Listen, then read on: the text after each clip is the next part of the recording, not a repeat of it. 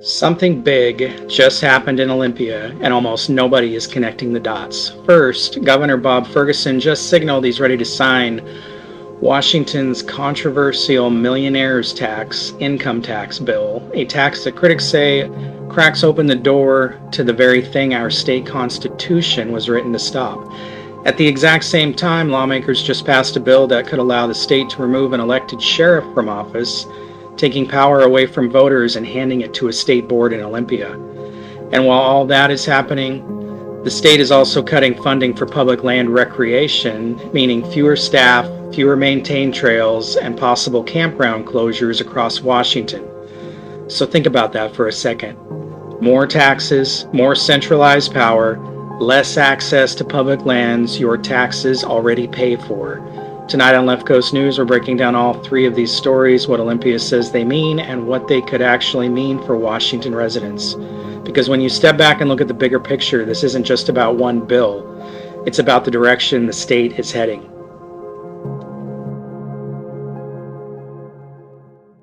So let's start off with the Millionaires Tax. Ferguson's been saying for weeks that he's reluctant to sign this tax, that it didn't have what he felt needed to be in it and all this, and like we've heard this before when he talked about other tax raises, that wasn't going to happen for weeks, and then of course they did. And so what's happened with this? Oh my goodness, did he lie to us again? After reluctance, Governor says he'd sign the current income tax bill. Governor Bob Ferguson on Friday, today, provided a statement on the striking amendment by Representative April Berg to the proposed millionaire's income tax after earlier expressing reluctance due to a lack of tax relief for lower income residents. I've said it from the beginning of the discussion around the millionaire's tax. Any bill I sign must send a significant percentage of that revenue back to Washington families and small business owners to make life more affordable. We must significantly expand eligibility for the Working Families Tax Credit and reduce taxes on small business owners. Yeah, we'll get to that working class tax credit here in a minute, but I'm glad to say, he goes on, the latest floor amendment to the bill achieves these critical goals and will help make our state more affordable. I will sign this version of the bill. Significant negotiation and work has gone into getting this proposal to this point. I appreciate the collaboration and partnership with legislators and legislative leaders. The new proposal retains the progress already made, the sales tax exemptions on common products such as diapers and hygiene products, and significant tax breaks for businesses. The current proposal makes the Working Families Tax Credit available to 460,000 additional households. That's money straight back into the pockets of working families. The Working Families Tax Credit is an existing program in which qualifying families receive a check from the state for an amount between $300 and $1,300. Well, let me tell you about the Working Families Tax Credit. You have to make less than $26,000 a year to qualify for that. So, I don't know how hard you're working, making less than $26,000 a year. Maybe that's minimum wage. It seems like it's even less than minimum wage. And I think it's sadly pathetic that 460,000 more families qualify for that in this state. What does that tell you? So that Working Families Tax Credit is not going to help most of you. And anyway, $300 to $1,300 check for, once a year isn't going to do a whole hell of a lot to help you either in this overtaxed, overpriced state we live in. And the article goes on, the revised bill removes the age restrictions on the program and expands eligibility to every family earning at or below our state's need standard, essentially a household's living wage. I've also been clear that I'm open to other good ideas on how to send revenue back to the people. How about you don't take it in the first place? My colleagues in the legislature certainly delivered.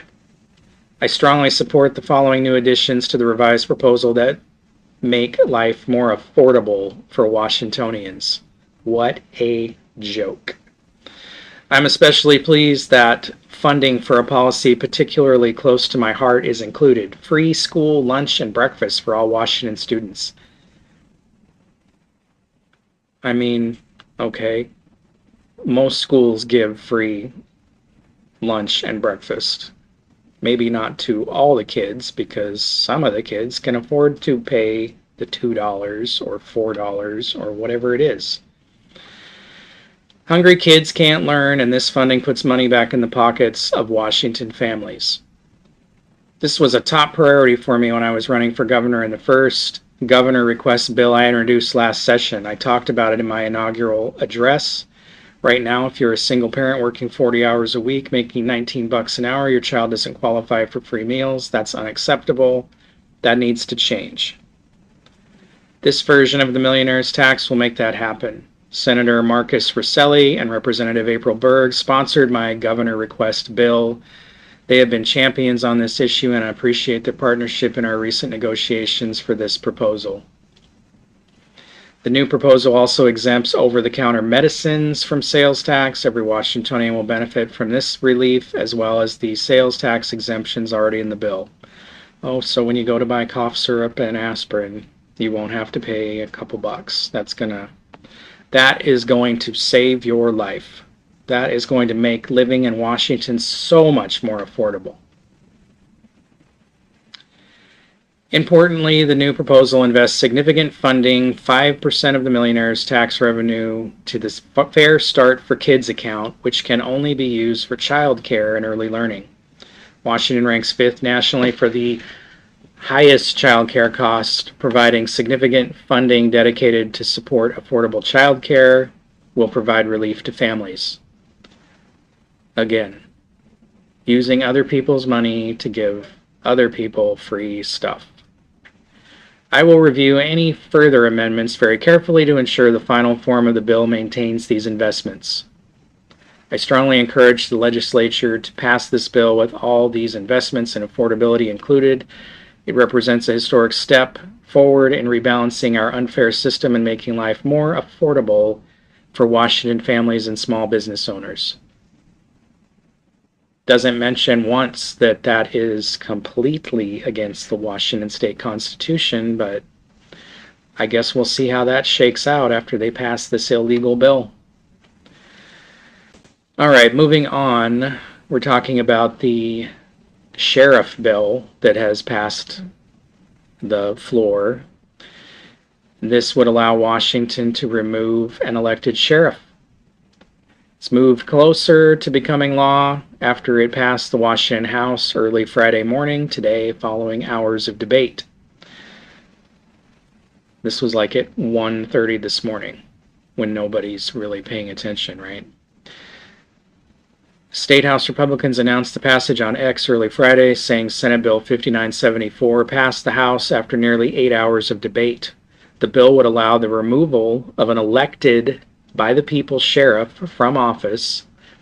Supporters say it would modernize decade-old standards for sheriffs, police chiefs, and town marshals across Washington and give a state board the power to remove an elected sheriff.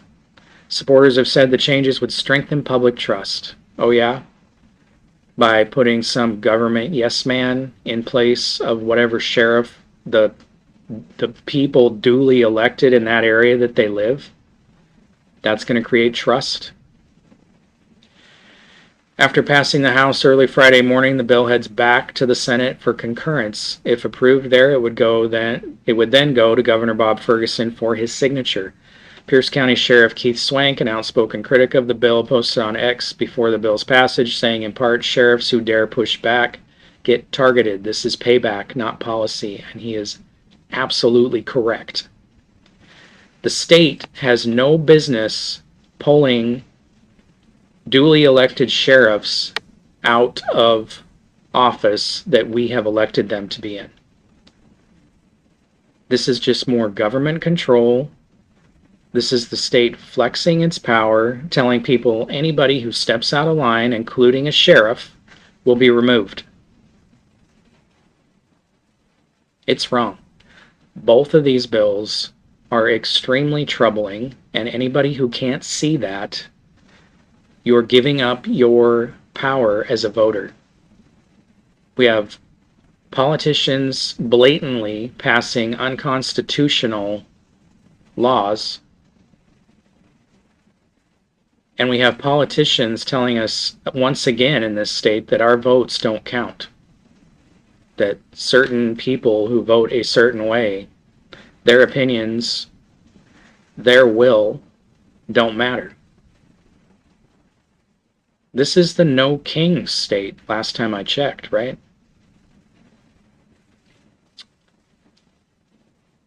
All right, moving on to our last story of the day. The Washington State Department of Natural Resources, DNR, has announced tentative reductions to recreation access across the state due to budget cuts, amplifying an ongoing lack of funding for maintenance and staff. DNR's recreation program provides recreation experiences across millions of acres of state-managed lands in Washington. The work to maintain recreation sites by clearing trails, cleaning restrooms, addressing ongoing public abuse, clearing storm damage, and more has been underfunded for years. This critical maintenance and operations funding could be reduced even more, impacting DNR's ability to provide Washingtons with safe, accessible, and meaningful recreation experiences across the state. Washington's world-class outdoor recreation opportunities draw visitors to the state and Washingtonians to our lands. The last thing we should do is underfund them, said Commissioner of Public Lands Dave Upthegrove. From hiking and biking to riding ORVs and paragliding, DNR lands offer opportunities for families across the entire state to enjoy quality time in the great outdoors. It's what makes our state the best in the nation, but the continued lack of funding threatens that access, creating an unsafe environment for users and impacting our public lands. The governor's proposed budget for the 2026 legislative session includes cuts that threaten crucial maintenance work performed by the DNR staff. The operating budget for DNR's recreation program was already reduced by more than 20% moving into the 2025-27 biennium, and the 2026 proposal includes an additional $750,000 per year in reductions. Both proposed House and Senate operating budgets also include reductions to the recreation maintenance account. DNR Recreation has only 60 field staff across the entire state. Only one staff person per every 21.6 miles of trail. 50,000 acres or 330,000 visitors to DNR managed lands. One employee. Partnership with Washington Conservation Corps crews previously supported DNR with the equivalent of 70 additional field staffers, but the funding to purchase that critical corps time was left unfilled during the 2025 legislative session. The list of service reductions includes sites that are either operationally expensive to maintain due to the volume of use, longer travel distances for limited staff, or sites that will be impacted regardless due to capacity constraints caused by storm damage. Access reductions could range from full closures of campgrounds like Bear Creek in Clallam County and Chapaka Lake Campground in Okanogan County, and service reductions at Snoqualmie area trails and Ryder Foothills State Forest. While not every trail or recreation site will face closure, it's likely that impacts of budget cuts will be felt across the entire state. Decreased funding for maintenance has a cascading effect. Storm recovery will take longer. Trailhead bathrooms will not be stocked. There will be more trash on trails, and sites will be generally less maintained and staffed due to lack of resources. To learn more about these potential reductions and the budget crisis facing DNR's program, you can go to dnr.washington.gov. This one should really piss you off. We are paying a ridiculous amount of taxes in this state on everything we do or buy. It is expensive to live here. There are a lot of poor, like we've talked about, who make less than $26,000 a year in this state. Over 460,000 people. What kind of activities do you think that these families can afford to do with their kids during the summer. Go outdoors, go to the forest, go camping, because it's cheaper than other options people have. And now the state is going to shut down a bunch of that opportunity for you to go out and try to relax, try to enjoy yourself, try to have some family time with your kids or your friends. Does that not piss you off? Like, we pay for these forest lands, and our politicians have just decided that's not important for us, that we don't need that. I mean, they can afford to go on the fancy trips and whatever they want to do, right? They're making over $100,000 a year. They got a raise this year. Gave themselves a raise. And in the meantime, they're going to tax you into oblivion and take away whatever little bit of, extra you could go do outside when the weather's nice. And yeah, it may not be all the campgrounds. And don't think that just because I only mentioned 3 in this article that was the only ones on the chopping block. There's like 60 across the state. But you start shutting all those campgrounds down that would normally be booked out, and you're going to put enormous pressure on whatever's left, which is going to make it that much harder for you to get a campsite, because you can't just go camp anymore. You got to make reservations months in advance. So you're going to be putting enormous pressure on whatever is left, and you're just not going to be able to go do anything. You're just going to have to sit at home and pay your taxes, or maybe get a $300 to $1,300 check from the state because you're broke, and somehow that's going to help you for a couple weeks. These politicians are clueless. I don't know what world they're living in where they seem to think that they can just pile on the tax the way they have this session, in your face, don't care, nothing you can do about it, don't want to hear what you have to say about it. That Millionaires Tax had a record number of people log into the legislative website and vote against it. Of course, the Democrats came out and said that it was bots. Well, if you've been on that site, you know that it checks for bots when you vote. So, no, it wasn't bots. People are fed up. People are sick and tired of this garbage. This in-your-face, we don't care what the will of the people is. It's sick. It needs to end. These people need to be voted out of office. Even if you're on the left, you must like to keep some of your money that you work hard for. At some point, you're going to have to wake up. All of this money isn't solving anything. It's not solving any of these little pet programs that all this money ends up going to. We got to do something about it, people. You need to start contacting your representatives. This needs to change. Do you want to live under a tyranny? Because that's what this has become.